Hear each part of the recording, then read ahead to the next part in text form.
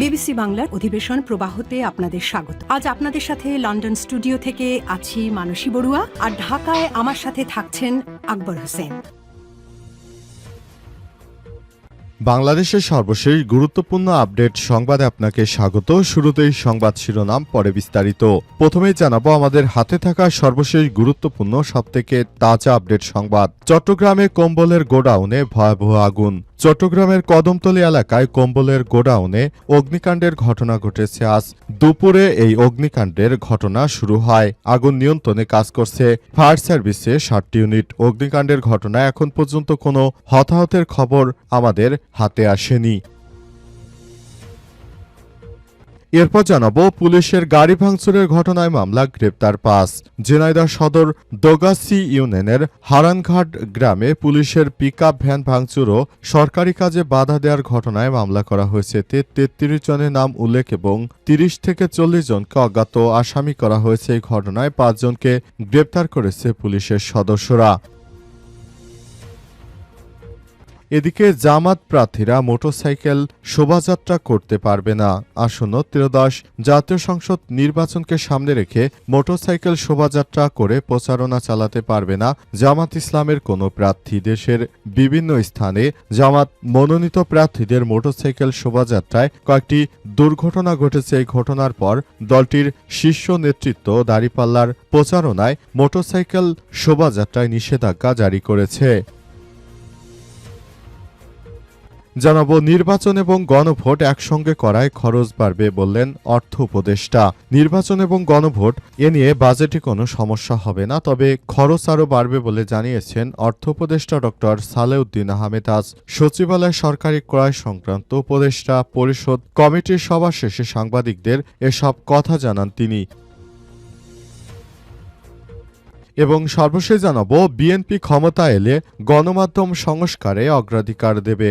মতবিনিময় সভায় বললেন মির্জা ফখরুল।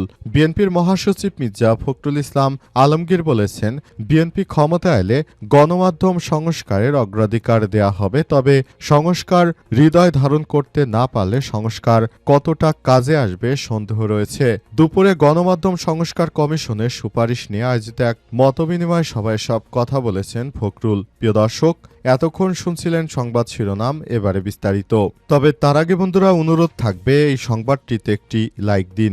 এই চ্যানেলে আপনি নতুন হয়ে থাকলে আমাদের সংবাদটি দেখতে দেখতে চ্যানেলটি সাবস্ক্রাইব করে রাখুন। কমেন্ট করে বন্ধুরা আপনার মূল্যবান মতামত জানিয়ে দিন আপনি বিশ্বের কোন দেশ থেকে বা বাংলাদেশের কোন স্থান থেকে আমাদের সংবাদটি দেখছেন এবং শুনছেন। আর বন্ধুরা সংবাদটি আপনার সোশ্যাল মিডিয়া ফেসবুকে শেয়ার করে বন্ধুদেরও দেখার সুযোগ করে দিন। গাজা যুদ্ধে আপনি যদি নিরীহ ফিলিস্তিনিদের ভালোবেসে থাকেন কমেন্টে ইয়েস লিখে বিশ্ববাসীকে জানিয়ে দিন। এবারে বিস্তারিত। চট্টগ্রামে কম্বলের গোডাউনে ভয়াবহ আগুন।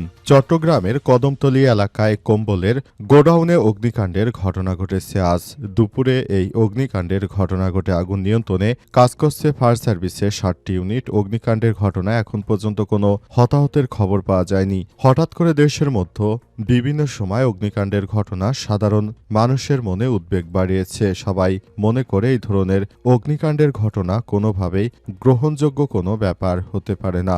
অগ্নিকাণ্ডের ঘটনা এমন সময় ঘটছে যখন দেশের অভ্যন্তরে নানারকম বিশৃঙ্খল পরিস্থিতি ঘটাচ্ছে পালিয়ে থাকা স্বৈরাচারী সরকার।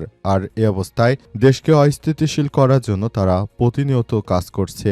বিদেশ থেকে তারা বিভিন্নভাবে ষড়যন্ত্রের মাধ্যমে তারপর তারা এই ধরনের অপকর্ম করাচ্ছে টাকার বিনিময়ে। কিছু কিছু টোকাই ভাড়া করে তারা দেশের অভ্যন্তরে অস্থিতিশীল পরিস্থিতি তৈরি করতে নানারূপ ষড়যন্ত্র শুরু করেছে। এই ধরনের ঘটনা কোনোভাবেই গ্রহণযোগ্য নয়। অন্তর্বর্তীকালীন সরকারের প্রধান উপদেষ্টা ডক্টর মোহাম্মদ ইউনূস কঠোরভাবে নির্দেশনা দিয়েছেন এসব আওয়ামী দুর্বৃত্তরা যেন দেশের অভ্যন্তরে কোনো ধরনের বিশৃঙ্খল পরিস্থিতি তৈরি করতে না পারে, সেজন্য সবাইকে আরও বেশি সতর্ক অবস্থায় থাকতে হবে এবং দেশের প্রতিটি মানুষকে আরও ভালোভাবে সতর্ক অবস্থায় থাকতে হবে, যাতে করে দেশের অভ্যন্তরে কোনরূপ সমস্যা তৈরি না হয়।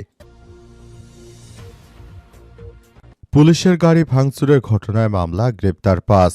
ঝিনাইদহ সদরের দোগাছি ইউনিয়নের হারানঘাট গ্রামে পুলিশের পিকআপ ভ্যানে ভাঙচুর ও সরকারি কাজে বাধা দেওয়ার ঘটনায় মামলা করা হয়েছে। ৩৩ জনের নাম উল্লেখ এবং ৩০ থেকে ৪০ জনকে অজ্ঞাত আসামি করা হয়েছে। এই ঘটনায় ৫ জনকে গ্রেপ্তার করেছে পুলিশ। আজ মধ্যরাতে ১২টার দিকে মামলা ঠিক হয়। সোমবার ২৪শে নভেম্বর ঝিনাইদহ সদর officers in charge OC Abdul Al Mamun বিষয়টি নিশ্চিত করেছেন। গ্রেপ্তারকৃতরা হল বেরোবাড়ি গ্রামের তিতাস হোসেন, জাহিদ বিশ্বাস, অতিরুল মণ্ডল, আক্কাস আলী এবং সাইফুল ইসলাম। ঝিনাইদহ সদর থানার officers in charge OC Abdul Al Mamun বলেছেন, রোববার বিকেলে হারানঘাট এলাকায় বিপদে পড়া ২ ব্যক্তিকে উদ্ধার করা হয়। এ সময় পুলিশের নারিকেল বাড়িয়া ক্যাম্পের পিকআপ ভ্যানে হামলা করা হয়। পুলিশের কাজে বাধা দিয়ে গাড়িটি ভাঙচুর করেন কিছু লোক। তিনি আরও বলেন, রাতে পুলিশ বাদী হয়ে মামলাটি করেছেন। এরপর দোগাছি হারানঘাট বেরবাড়ি এলাকায় অভিযান চালিয়ে রাতে ও সোমবার সকালে এজাহার নামীয় ৫ আসামিকে গ্রেপ্তার করা হয়েছে। বাকিদের গ্রেপ্তারের অভিযান চলছে এবং এই ধরনের অনাকাঙ্ক্ষিত ঘটনা ঘটানোর জন্য সবাই আরও বেশি সতর্ক অবস্থানে রয়েছে এবং এই ধরনের কোনো কর্মকাণ্ড যেন না ঘটে সেজন্য সবাইকে আরও সতর্ক থাকার নির্দেশনা জারি করা হয়েছে। জামাত প্রার্থীদের মোটরসাইকেল শোভাযাত্রা করতে পারবে না। আসন্ন ত্রয়োদশ জাতীয় সংসদ নির্বাচনে জামাত ইসলামের প্রার্থীরা এখন থেকে আর কোনরূপ মোটরসাইকেল শোভাযাত্রা করতে পারবে না বলে জানিয়েছে জামাত ইসলামের হাইকমান্ড। জামাতের পক্ষ থেকে বলা হয়েছে, বেশ কয়েকটি দুর্ঘটনা ঘটার কারণে জামাত ইসলামের নেতৃত্ববৃন্দরা এই ধরনের যেন মোটরসাইকেল শোডাউন করতে না পারে সেজন্য সবাইকে বিশেষভাবে নির্দেশনা দেওয়া হয়েছে। বলা হচ্ছে যেন দেশের অভ্যন্তরে এই ধরনের কোনো কর্মকাণ্ড না ঘটে সেজন্য সবাইকে আরও বেশি দায়িত্বশীল, আরও বেশি সতর্ক অবস্থানে থাকতে হবে। অন্তর্বর্তীকালীন সরকারের প্রধান উপদেষ্টা ক্ষমতা আসার পর এখন বাংলাদেশে সবথেকে জনপ্রিয়তার তুঙ্গে রয়েছে জামাত ইসলাম। জামাত ইসলাম এখন চায় দেশটাকে আধুনিক ও সুন্দর করে সাজাতে, সেজন্য প্রতিনিয়ত তারা কাজ করে যাচ্ছে। জামাত ইসলাম চায় দেশটাকে সুন্দরভাবে সাজিয়ে গুছিয়ে তুলতে।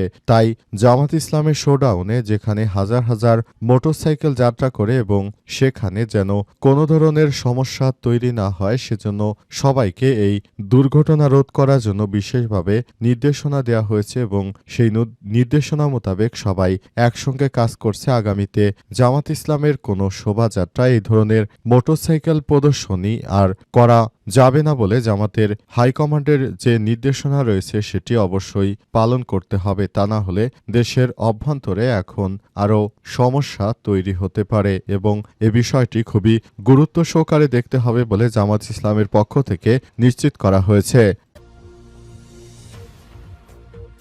নির্বাচন এবং গণভোট একসঙ্গে করায় খরচ বাড়বে সরকারের, বললেন অর্থ উপদেষ্টা। নির্বাচন এবং গণভোটের বাজেটে কোনো সমস্যা হবে না, তবে খরচ বাড়বে বলে জানিয়েছে অর্থ উপদেষ্টা ড সালেউদ্দিন আহমেদ। সোমবার ২৪শে নভেম্বর সচিবালয়ে সরকারি ক্রয় সংক্রান্ত উপদেষ্টা পরিষদ কমিটির সভা শেষে সাংবাদিকদের এই কথা জানিয়েছেন তিনি। অর্থ উপদেষ্টা বলেন, জাতীয় নির্বাচন আর গণভোট একসঙ্গে করার কারণে খরচ বাড়বে, তবে নির্বাচন এবং গণভোটের বাজেট নিয়ে চিন্তার কিছু নেই। তফসিল ঘোষণার পর নির্বাচন কমিশনের চাহিদার ভিত্তিতে বরাদ্দ দেওয়া হবে। স্পর্শকাতর ভোট কেন্দ্রগুলোতে বডি ক্যামেরা দেওয়া হবে, বরাদ্দ দেবে স্বরাষ্ট্র মন্ত্রণালয়। তিনি আরও বলেন, জাতীয় নির্বাচন এবং গণভোট একদিনে করা চ্যালেঞ্জ হলেও আমাদের মনে হয় চ্যালেঞ্জটি গ্রহণ করতে হবে এবং নির্বাচন ও গণভোট একই দিনে করাই ভালো। পৃথিবীর অনেক দেশ এই ধরনের ব্যবস্থা গ্রহণ করেছে। উপদেষ্টা আরও বলেন, পরিশোধিত তেল আনবে জ্বালানি মন্ত্রণালয়, আজ সেটার অনুমোদন দেওয়া হয়েছে। চালের দাম স্থিতিশীল ছিল, আবার কিছুটা বাড়বে। এজন্য নন বাসমতি চাল আমদানি করা হবে। সাধারণত ৪০ থেকে ৫০ হাজার টনের কম দামি আমদানি করা হবে। দেশের ব্যবসায়ীরা একটু দায়িত্বশীল হতে হবে। পৃথিবীর অন্যান্য দেশে জিনিসপত্রের দাম যেভাবে বাড়ে না, এর সমাধান প্রশাসনকে দিয়ে হয় না, রাজনৈতিক সরকার দরকার হয়। তাই বলবো, দ্রুততম সময়ের মধ্যে আমরা নির্বাচন দিয়ে একটি রাজনৈতিক সরকারের হাতে ক্ষমতা হস্তান্তর করতে পারলে আমরা বাঁচি। তা না হলে এই সমস্ত দায়ভার কিন্তু জনগণ আমাদেরই কাঁধে দাঁড় করিয়েছে। আর সবাইকে বলবো, এই ধরনের কাজ আসলে আমরা করতেও অতটা অ্যাবল নয়, কারণ ইতিমধ্যেই দেখতে পাচ্ছেন কত বিশৃঙ্খল পরিস্থিতি তৈরির অপচেষ্টা করা হচ্ছে। তাই আমরা মানুষের বিরুদ্ধে শক্ত অবস্থান না নিলেও রাজনৈতিক সরকার দরকার, তারা শক্ত অবস্থান নেবে এবং সেই শক্ত অবস্থানের মাধ্যমে তারা সরকারকে দিয়ে আগামীতে বিশৃঙ্খল পরিস্থিতি মোকাবেলা করবে, সে বিষয়টি আমরা দেখতে পাচ্ছি এবং আমরা চাই সেটাই হোক, কারণ এদেশের মানুষ লাঠির আঘাত ছাড়া ঠিক হবে না।